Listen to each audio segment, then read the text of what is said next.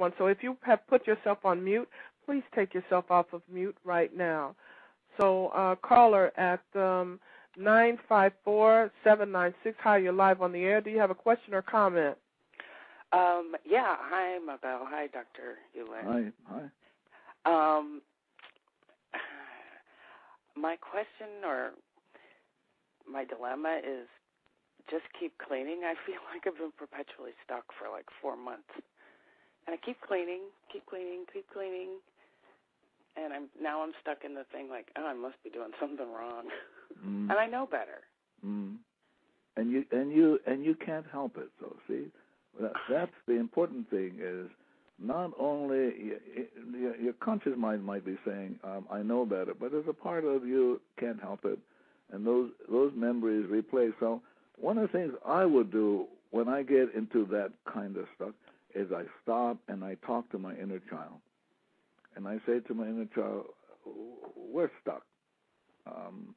And it's just memories replaying. And so I would like to tell you that we can say to those memories, I love you, thank you, any sort, but let's do that.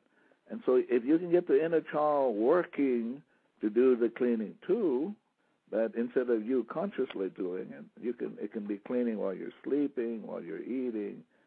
The key is the inner child is probably the best friend that anybody has in the universe. So re-educating this inner child by simply talking to it and saying to that child, I love you, thank you. Oh, we got stuff coming up.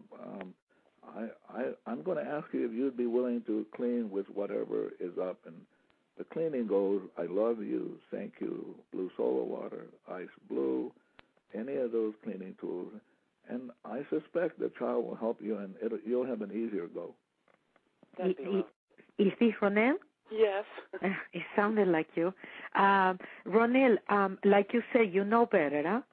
So I would like to share something that I love to share with you guys, because even when I say, yeah, I'm cleaning, our minds are, thinking all the things, and sometimes we even forget to clean. But when things got really difficult, the times that it got really difficult in my life are the times that I really see what the cleaning can do. And like Haleakala says, if you only would see what happens when we say thank you, when we do the cleaning, you wouldn't stop doing it. But we all get hooked into, well, things are a little bit better, we forget to clean, we engage. But the times that it really gets tough, you have to do this 100%. It's like you don't even have time to think it's not working, or I'm stuck, or I know better. You don't want to waste a second into going into your thinking. You want to be constantly letting go, and not allowing these things to control you, to manipulate you. So when you do it 100%, sometimes like, well, I don't care what's happening, I'm going to clean, and that will be my goal, that will be what I'm going to do, and clean all the time, no matter what is happening. And you find that peace that doesn't matter what is really going on around you.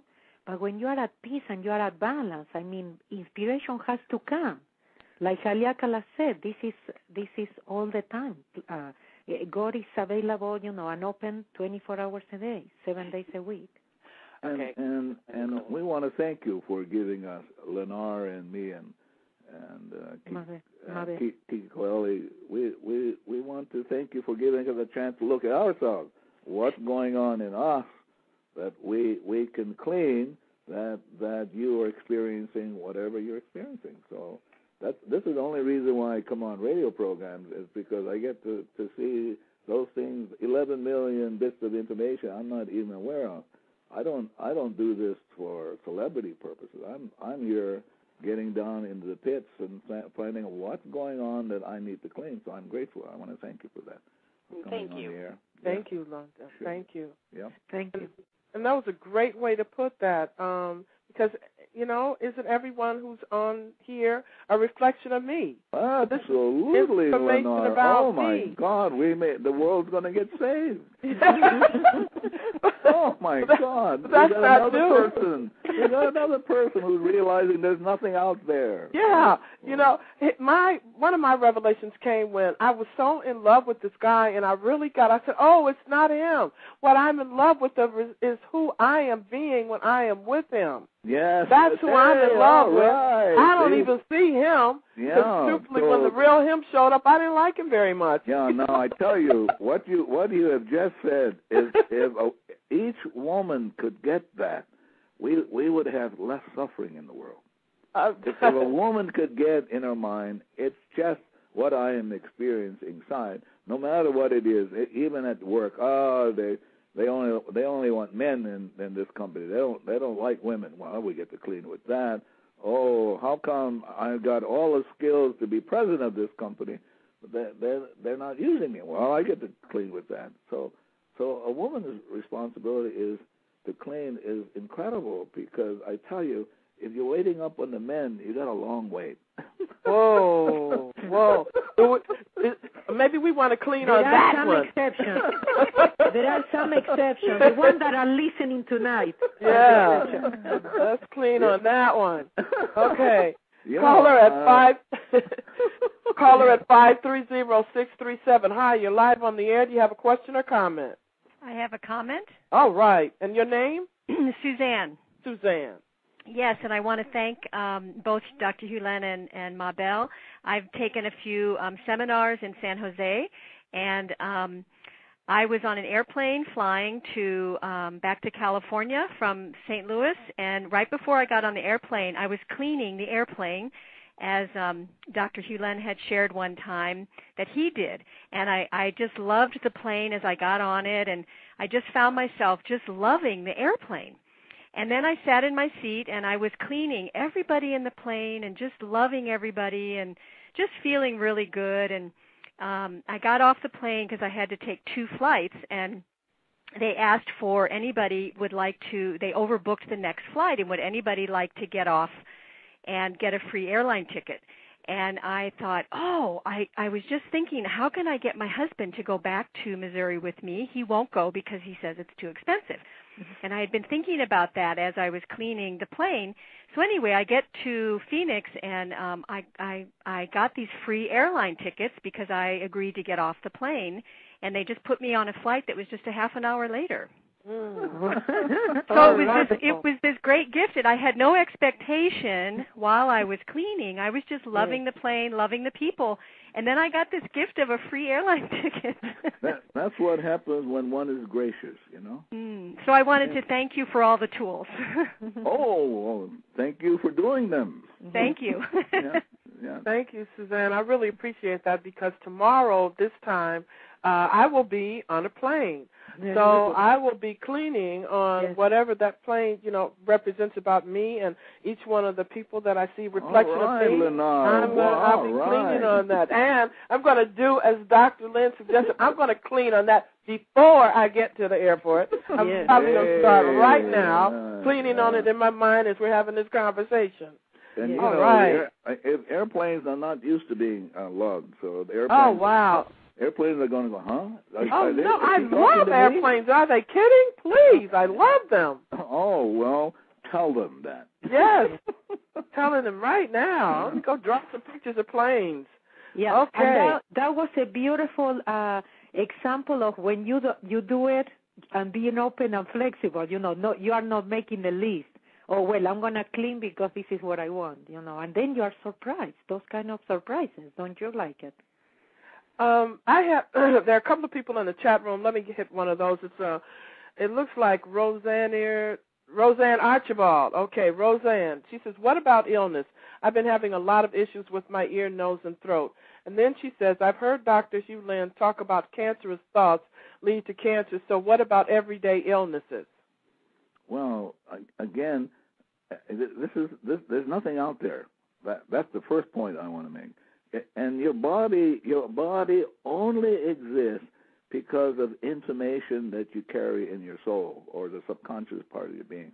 So if your body, which is a consequence of memories, if you're experiencing a body as being ill, you have to go back into the subconscious and say to the subconscious, what's going on?